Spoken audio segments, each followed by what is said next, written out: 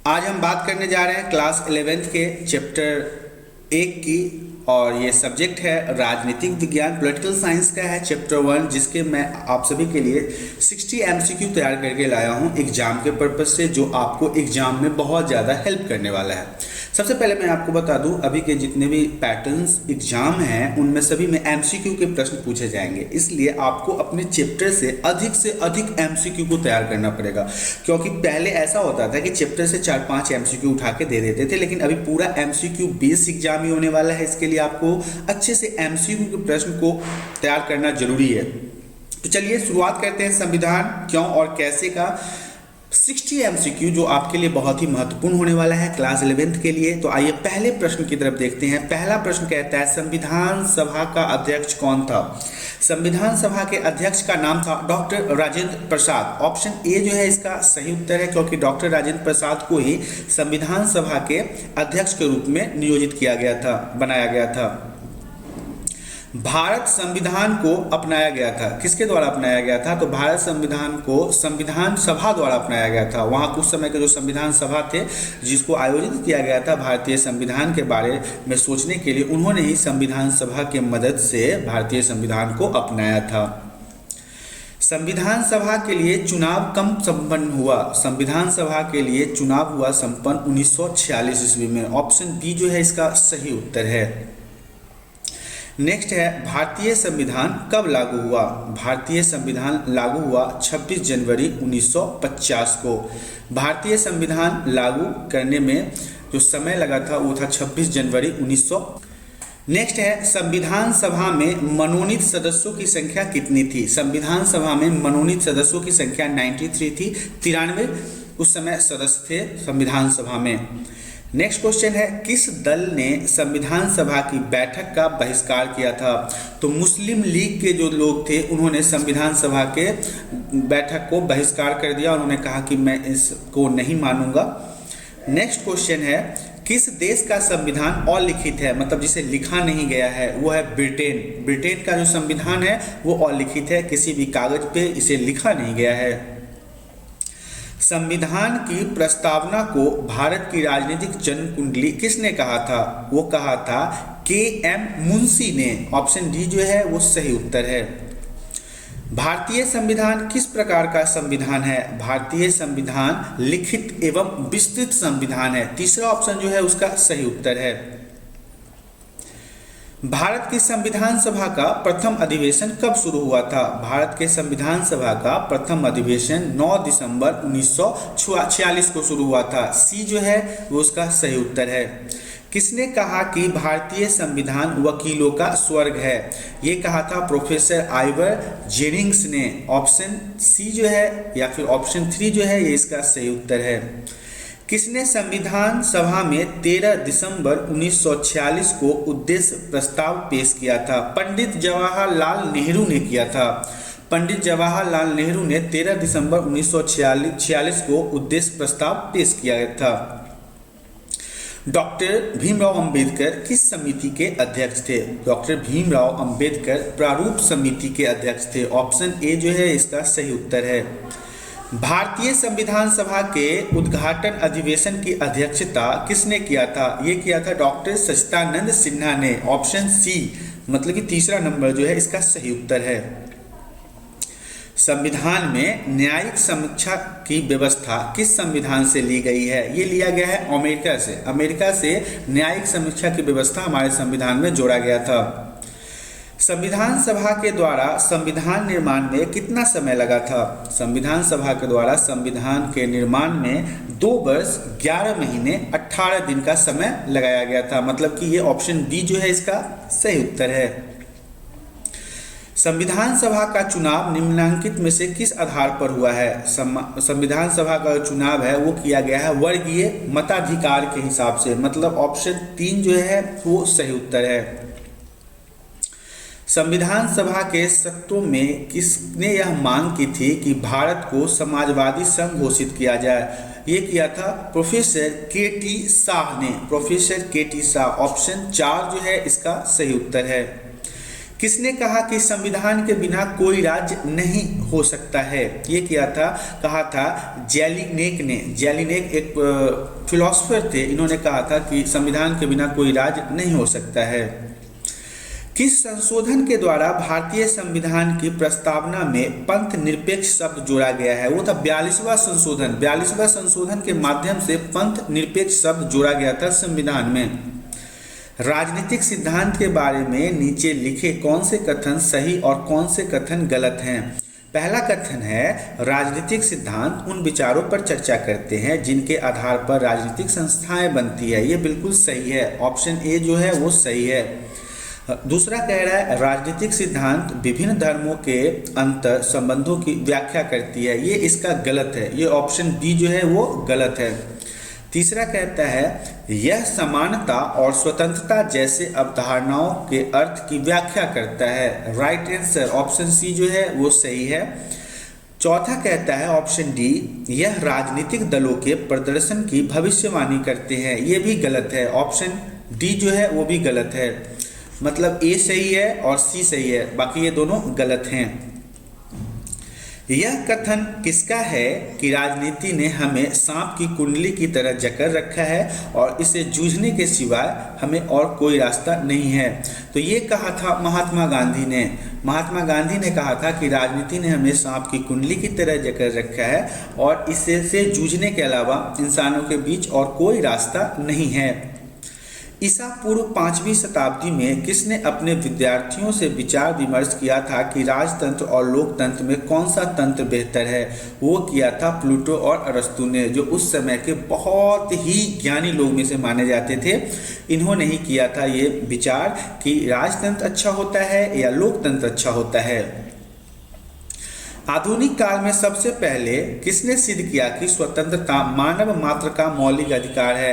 ये कहा था रूसो ने। ऑप्शन ए जो है इसका सही उत्तर है। यह तर्क किसका था कि समानता भी उतनी ही निर्णायक होती है जितनी कि स्वतंत्रता? ये मार्क्स ने कहा था, कार्ल मार्क्स ने कहा था कि जो समानता भी जरूरी है और स्वतंत्रता भी जरूरी है। हिंद स्वराज किसकी पुस्तक है? हिंद स्वराज महात्मा गांधी के द्वारा लिखी गई पुस्तक थी। Option C is the right answer. किसने यह तर्क दिया था कि अनुसूचित जातियों को अल्पसंख्यक माना जाना चाहिए और उन्हें विशेष संरक्षण मिलना चाहिए? ये कहा था डॉक्टर भीमराव अंबेडकर ने, क्योंकि ये इसी जाति से भी बिलोंग्स करते थे। मतलब इनका जो संबंध था वो अनुसूचित जातियों से ही था। इसी कारणों से इन्होंने कई तरह के सामाजिक दूरियों को देखा था बड़े ही नज़दीकी से, और इन्होंने कहा था कि जो अनुसूचित जाति हैं उन्हें अल्पसंख्यक भी माना जाना चाहिए। और यही हमारे कानून के भी रचनाकार हैं, हमारे भारतीय संविधान का लेखक इन्हीं के द्वारा संपन्न हुआ था। गांधी के सिद्धांतों को डैश में शामिल किया गया है? नीति निर्देशक तत्व में शामिल किया है। Option B is the right answer. राजनीतिक सिद्धांत किन अवधारणाओं को स्पष्ट करती है? राजनीतिक सिद्धांत स्वतंत्रता को स्पष्ट करती है, समानता को स्पष्ट करती है, न्याय और लोकतंत्र को भी स्पष्ट करती है। Means option D is the right answer. The Republic किसकी पुस्तक है? द रिपब्लिक प्लूटो की पुस्तक है। ये भी एक प्रकार के ज्ञानी पुरुष में थे उस समय के, और इन्होंने द रिपब्लिक पुस्तक का लेखन किया था। प्राचीन यूनान में एथेंस नगर में किसे सर्वाधिक विवेकशील व्यक्ति कहा जाता था? सुकरात को कहा जाता था। सुकरात को उस समय का सबसे सर्वाधिक विवेकशील पुरुष के रूप में देखा जाता था। अंग्रेजी में इंटरनेट का इस्तेमाल करने वाले को क्या कहा जाता है? नेटीजन। नेटीजन कहा जाता है। यदि आप इंग्लिश में किसी नेट यूजर को नाम लेना चाहते हैं या फिर उन्हें रिपोर्ट करना चाहते हैं तो आप उसे नेटीजन कह सकते हैं। Option B is the right answer. संविधान क्या है? संविधान कानून एवं नियम है, राजनीतिक संस्थाओं की व्यवस्था है एवं मूल सिद्धांत है। मतलब option D is the right answer.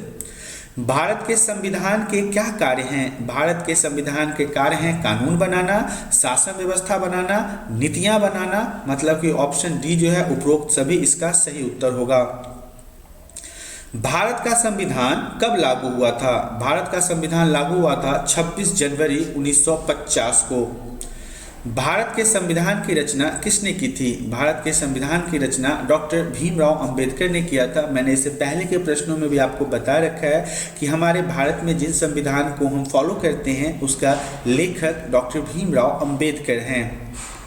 पुराने सोवियत संघ के संविधान में निर्णय करने का अधिकार किसे दिया जाता था? एक पार्टी को दिया जाता था। Option A is the right answer. भारतीय संविधान में अधिकतर कानून बनाने का अधिकार किसे दिया जाता है? भारतीय संविधान में अधिकतर कानून बनाने का अधिकार संसद को है। जो सीनेटर हमारे यहाँ से जीत के प्रतिनिधि जो जनता के द्वारा चुने जाते हैं वही इंसानों के लिए या फिर भारत देश के अंदर होने वाले किसी भी प्रकार के कानून के निर्माण में सपोर्ट करते हैं। भारत का संविधान कब पारित हुआ था? भारत का संविधान 26 नवंबर 1949 को लाया गया था, पारित किया गया था। निम्नलिखित में से कौन राजनेता नहीं थे लेकिन उनके विचारों ने राजनेताओं को प्रेरित किया था? वो थे गांधी, रूसो और मार्क्स। उपरोक्त सभी जो थे वो राजनेता तो नहीं थे लेकिन इनके द्वारा दी गई जानकारी या फिर इनके विचार आम लोगों को बहुत ज़्यादा प्रेरित किया करते थे। इसके अलावा राजनेता और नेता को भी इनके विचार बहुत ही पसंद हुआ करते थे। भारतीय संविधान कैसा है? भारतीय संविधान अंशतः कठोर और अंशतः लचीला है। ये जो है ऑप्शन 4 इसका सही उत्तर है। संविधान का सबसे बड़ा भाग कौन सा है? संविधान का सबसे बड़े भाग की यदि बात की जाए तो वो है 5वां भाग। Option A is the right answer. संविधान में नागरिकों को कौन कौन से मौलिक स्वतंत्रता का अधिकार है? संविधान में नागरिकों को भाषण की स्वतंत्रता का अधिकार है, काम करने की स्वतंत्रता का अधिकार है, संगठन बनाने की स्वतंत्रता है। मतलब कि उपरोक्त सभी जो है इसके सही उत्तर है। भारत में समाज की आकांक्षाएं और लक्ष्य कौन निर्धारित करता है? ये निर्धारित करता है हमारे भारत का संविधान। ऑप्शन तीसरा जो है वो इसका सही उत्तर है। कौन से राजनीतिक दल ने संविधान सभा के प्रथम अधिवेशन का बहिष्कार किया था? मुस्लिम लीग ने किया था संविधान सभा के अधिवेशन का बहिष्कार। Option A is the right answer. भारतीय संविधान सभा के अध्यक्ष कौन थे? भारतीय संविधान सभा के अध्यक्ष डॉक्टर राजेंद्र प्रसाद थे। ऑप्शन दूसरा जो है इसका सही उत्तर है। समाज की भलाई के लिए संविधान में किन किन बातों पर विवरण किया गया है? संविधान में पर्यावरण संरक्षण पर भी बात किया गया है, व्यक्ति समूह को बचाने का प्रयास किया गया है, स्वास्थ्य सुविधाएं भी उपलब्ध करवाने के लिए प्रयास किया गया है जो संविधान में बताया गया है। इसलिए ऑप्शन डी उपरोक्त सभी इसके सही उत्तर होंगे। राष्ट्र की बुनियादी पहचान कौन निर्धारित करता है? राष्ट्र की बुनियादी पहचान हमारा संविधान निर्धारित करता है। ऑप्शन दूसरा जो है या फिर ऑप्शन बी कहिए आप, इसका सही उत्तर होगा। ब्रिटिश सरकार ने भारतवासियों की संविधान सभा की मांग को कब स्वीकार किया था? 1946 में किया था। ब्रिटिश सरकार जो अंग्रेज हमारे भारत पे राज करते थे उन्होंने 1946 में हमारे भारत के द्वारा बनाए गए संविधान को एक्सेप्ट किया था। किस देश का संविधान अलिखित है? इंग्लैंड या ब्रिटेन कह सकते हैं आप। इसका संविधान जो है वो अलिखित है। देखिए इससे पहले भी ये क्वेश्चन आया था जिसमें ऑप्शन में ब्रिटेन था और यहाँ पे ऑप्शन में इंग्लैंड है, तो यहाँ पे कंफ्यूजन बिल्कुल नहीं होना है आप लोगों को, क्योंकि क्लास के जब एग्जाम होंगे आपके उसमें इन दोनों प्रश्नों को ऐसे घुमा के आपसे पूछा जा सकता है। तो वहाँ पे ध्यान दीजिएगा कि इंग्लैंड और ब्रिटेन दोनों में संविधान जो है वो अलिखित है। निम्नलिखित में से कौन सा प्रावधान ब्रिटिश संविधान से नहीं लिया गया है? एक अर्थ संघात्मक सरकार का जो स्वरूप है वो ब्रिटिश संविधान से नहीं लिया गया है। संविधान द्वारा बहुदलीय लोकतंत्र की शुरुआत कब की गई थी? 1990 में किया गया था संविधान द्वारा बहुदलीय लोकतंत्र की शुरुआत। ऑप्शन बी जो है इसका सही उत्तर है। भारतीय संविधान के निर्माण में कुल कितना समय लगा था? भारतीय संविधान के निर्माण में 2 साल 11 महीने और 18 दिन का समय लगा था। ऑप्शन तीसरा इसका सही उत्तर है। सबसे बड़ा लिखित संविधान किसका है? सबसे बड़ा लिखित संविधान हमारे भारत देश का ही है। भारत के संविधान का निर्माण कितने देशों से हुआ है? तो भारत के जो संविधान का निर्माण हुआ वो 10 देशों से लिया गया है, 10 देशों से हुआ है। ऑप्शन 4 इसका सही उत्तर है। नेपाल के क्षेत्रों में बाद की शक्तियाँ किसके पास बनी रही, तो वो राजा के पास बनी रही थी, क्योंकि हाल फिलहाल में जाके नेपाल में लोकतंत्र स्थापित हुआ है। इससे पहले वहाँ पे राजा हुआ करते थे और राजा के द्वारा ही पूरे नेपाल में शासन चलाया जाता था। नेपाल का समूह किस प्रकार की संस्था को खत्म करने के पक्ष में था? राजतांत्रिक से संस्था जो थी, मतलब जो राजाओं का शासन था उसे खत्म करने के पक्ष में थी उनकी जनता। जो नेपाल के जितने भी लीडर थे या फिर छोटे समूह कह लीजिए, वो ये चाहते थे कि यहाँ पे जनता के द्वारा चुना जाने वाला सरकार होना चाहिए। लेकिन वहाँ पे हाल फिलहाल तक 2005 तक वहाँ पे राजाओं के द्वारा चलाई जाने वाली शासन सत्ता थी। नेपाल के राजा ने कब समस्त शक्तियों को अपने हाथ में लिया? नेपाल के राजा ने कब समस्त शक्तियों को अपने हाथ में लिया? वो 2002 था। 2002 ईस्वी में नेपाल के राजा ने समस्त शक्तियों को अपने हाथ में लिया। जनता द्वारा चुनी गई संवैधानिक सभा के संघर्ष में कौन सी पार्टी सबसे आगे थी? साम्यवादी पार्टी सबसे ऊपर मानी जाती है। जब जनता द्वारा चुनी गई संवैधानिक सभा का संघर्ष हो रहा था, उस समय साम्यवादी पार्टी बढ़ चढ़कर हिस्सा ले रही थी। किस देश ने 2015 में नए संविधान को अपनाया? नेपाल में। देखिए, नेपाल में ये जो राजा और राजगद्दी वाली शासन व्यवस्था थी वो 2014 तक चली है, क्योंकि 2015 में जाके इन्होंने जनता के द्वारा चलाए जाने वाली सरकार को लिया और वहाँ के संविधान को अपनाया। आज के लिए इतना ही। ये 11th क्लास के कुछ महत्वपूर्ण MCQ थे जो आपके एग्जाम में आपके लिए बहुत ही हेल्पफुल साबित हो सकते हैं। इसके लिए आपको इन सभी को अच्छे से याद कर लेना है। इसके अलावा मैं बता दूं, यदि मैं आपको वीडियो में किसी प्रकार की कोई दिक्कत नजर आ रही हो या फिर कोई चीज़ आप नहीं समझ पा रहे हैं तो आप हमें कॉमेंट करके बताएं। इसके अलावा यदि आपको यह वीडियो पसंद आई है, यदि आपके एग्जाम में लगता है कि ये वीडियो आपको हेल्प करेगी, तो आप इस वीडियो को लाइक कर दें। इसके अलावा अपने दोस्तों के साथ वीडियो को शेयर जरूर करें ताकि उन्हें भी MCQ से जुड़ी हुई ये चैप्टर्स से जुड़ी हुई सारी परेशानियों का समाधान मिल जाए। इसके अलावा यदि आप हमारे चैनल पे आज पहली बार आए हैं, नए आए हैं, तो आप हमारे चैनल को सब्सक्राइब कर ले ताकि आपको इस तरह की अच्छी वीडियो, पढ़ाई लिखाई से जुड़ी हुई वीडियो मिलती रहे। आज के लिए इतना ही। धन्यवाद।